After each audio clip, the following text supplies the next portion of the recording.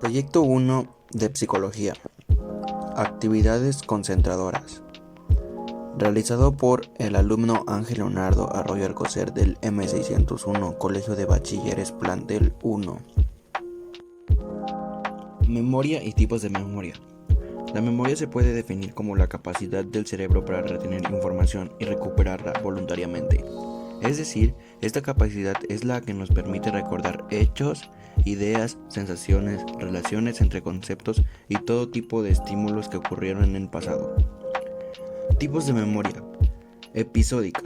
La utilizas para responder preguntas como ¿qué hiciste el fin de semana? O para acordarte de la primera vez que viste nieve o nadaste en el mar. Mientras más dramático un recuerdo, más fácil será recuperarlo. Memoria a corto plazo. Es temporal. Su característica principal es la baja capacidad de retener información. Podemos obtener el promedio de 7 cosas no relacionadas entre sí, como letras, palabras o números durante minutos. El pensamiento. Es la actividad y creación de la mente. Se dice de todo aquello que es traído de la existencia mediante la actividad del intelecto. El término es comúnmente utilizado como una forma genérica que define todos los productos de la que la mente puede generar, incluyendo las actividades relacionales y las reflexivas del intelecto o las abstracciones de la imaginación. Todo aquello que sea naturaleza mental es considerado pensamiento, bien sean estos abstractos, racionales, creativos, artísticos, etc.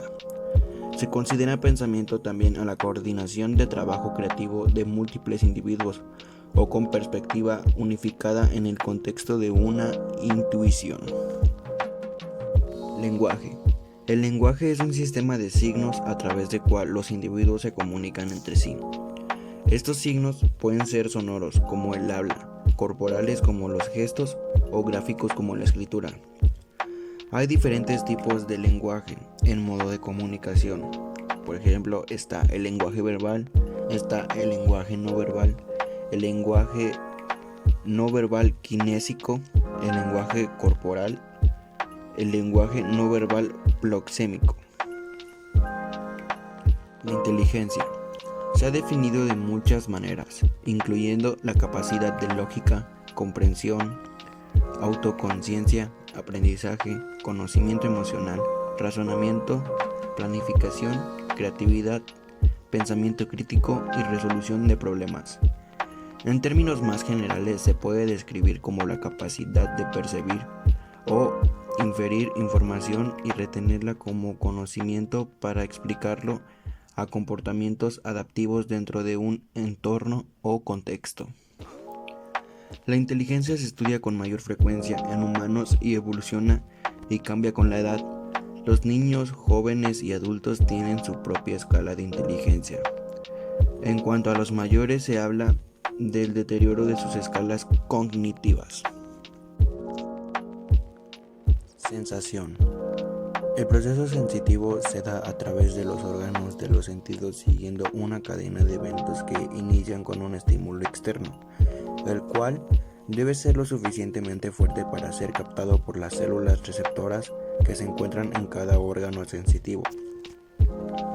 Estas células receptoras se especializan en convertir un tipo particular de energía en una señal nerviosa que llega al encéfalo por un canal determinado, según el órgano sensitivo que haya registrado el estímulo.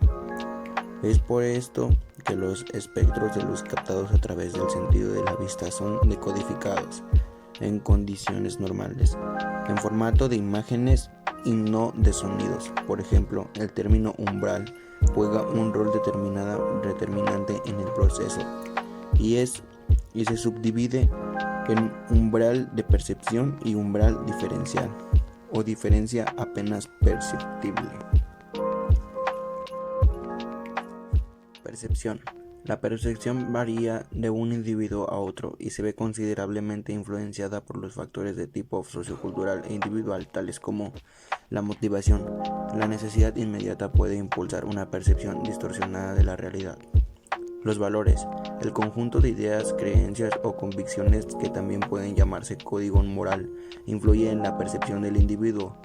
que atiende a acomodar lo que percibe en modo que nos resulta contradictivo. Las expectativas. Ideas preconcebidas del cómo deberían ser las cosas. El estilo cognitivo, o la manera en que interpretamos el entorno, desarrollada a lo largo de nuestras vidas y que tiende a ser una visión igualadora o exagerada de la realidad percibida. La experiencia y cultura. Formación empírica de un grupo con base en sus costumbres y sus tradiciones.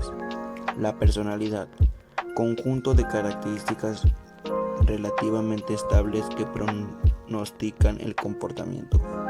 Todos estos factores inciden en que una obra de arte pueda ser apreciada desde una perspectiva estéticamente positiva o tachada bajo una acepción moralmente negativa, aun cuando desde la sensación se trata de una pintura.